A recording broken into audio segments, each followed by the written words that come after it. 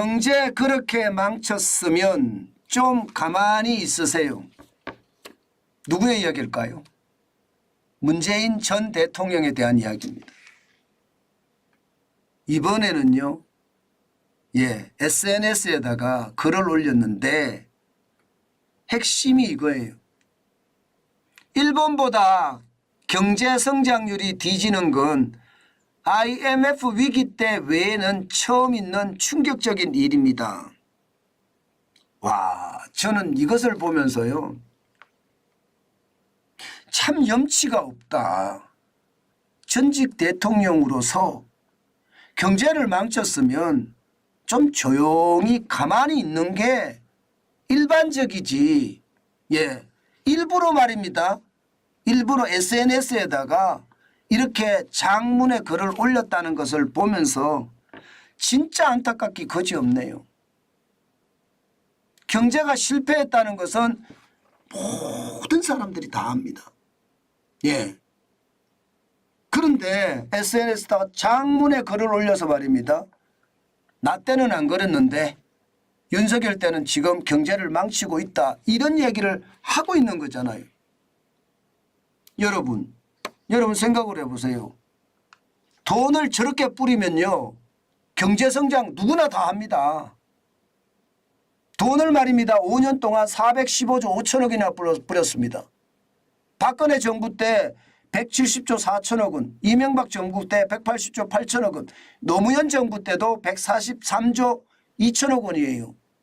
문재인 정부 때 415조 5천억을 뿌렸어요. GDP 대비 퍼센트도 말입니다. 엄청납니다. 14.46%입니다. 엄청나게 뿌려댔습니다. 이렇게 돈 뿌려대면 성장률 누가 못 지킵니까? 누가 못 지켜요? 다 지키죠.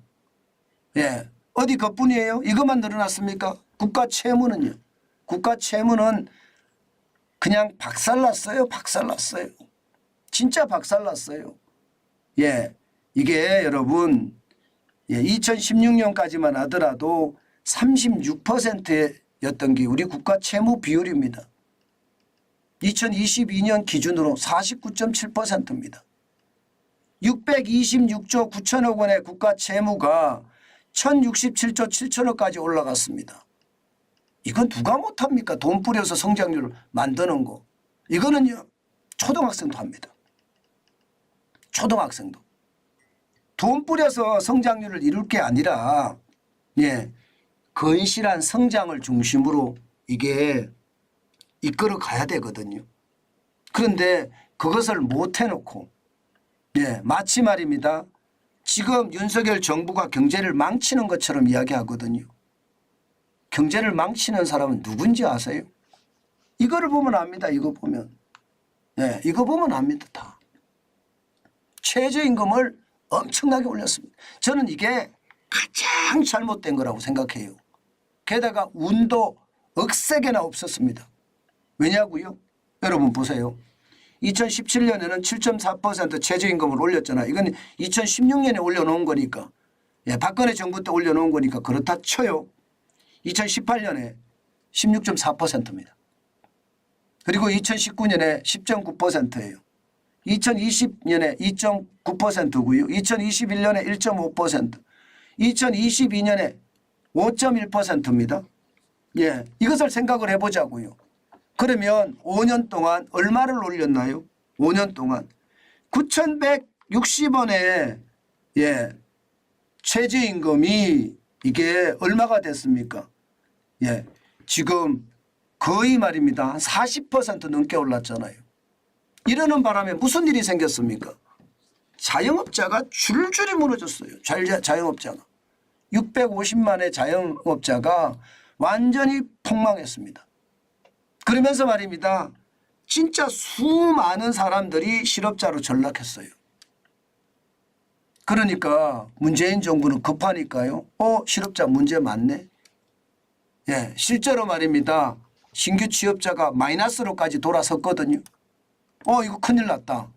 그래서 엉겹길에 만든 게 뭐예요? 노인알바 아닙니까? 노인알바. 노인알바 만들어서 국민들 속였잖아요. 국민들 속여가면서 경제 좋아지고 있다 하고 거짓말까지 했잖아요. 거짓말까지. 최저임금을 워낙 많이 올리니까 이게 고용이 쉽게 말하면 박살이 났던 겁니다. 박살이. 진짜 박살 났어요. 고용이요. 저는 그 고용이 박살이 나면서요. 시장에서는요. 그만큼 말입니다. 충격적인 결과들이 나오기 시작을 한 거죠. 경제가 망가졌으니까. 경제가. 지금 실질적으로 말입니다. 고용이 망가지면 그럴 수밖에 없거든요. 일반적으로 여러분 경제를 평가할 때 일자리가 가장 중요한 역할을 하거든요. 경제가. 그런데 일자리가 보면 2020년에 21만 8천 개가 줄어듭니다. 21만 8천 개가. 21만 8천 개가 줄어든 적은 아마 없을 거예요. 그러니까 긴급하게 말입니다. 긴급하게 이게 국민들을 속일 수 있는 지표를 하나 만들어냅니다. 여러분들도 다 알고 계시잖아요.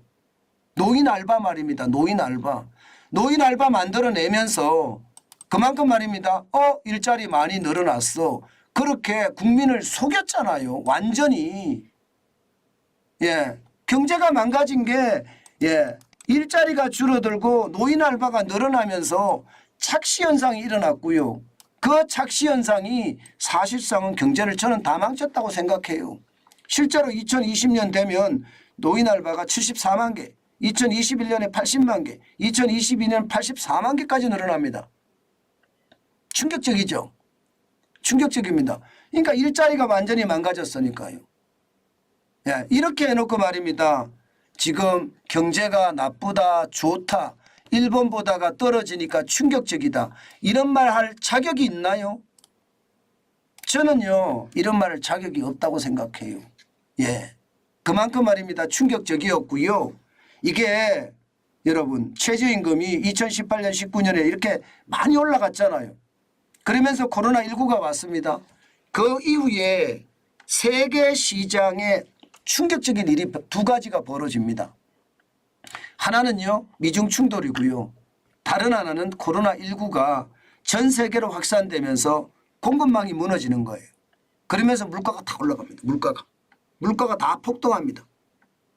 최저임금 폭등 안 되다가 물가까지 폭등하면서 이게 쉽게 말하면 설상가상이 된 거죠.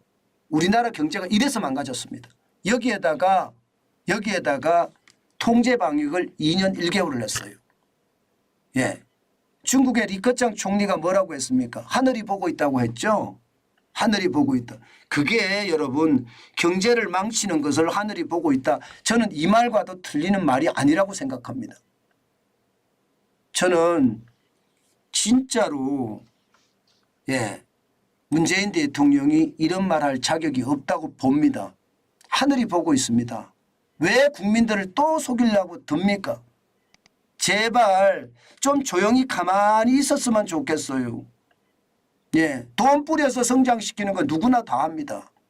초등학생도 한다니까요. 그것을 지금 와서 미화해서 마치 좋다 이렇게 이야기하는 것은 말도 안 되고요. 보세요. 돈을 얼마나 뿌렸는지 2016년에 통화량이요. 2342조 6천억 원이 2022년에 가보세요.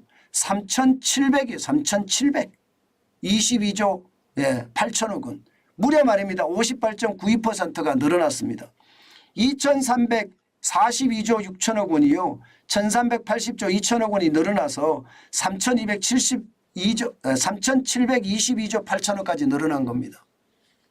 그러면 여러분 경제는 누가 망쳤습니까? 지금 윤석열 정부는요. 베네수엘라가 되지 않기 위해서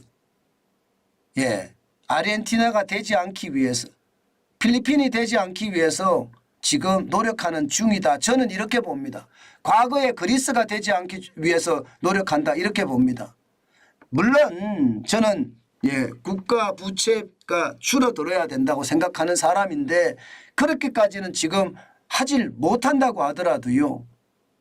진짜 살얼음판을 달리는 기분으로 경제를 다독이고 있다는 걸 알면 진짜 이런 말 할 자격 없는 거예요.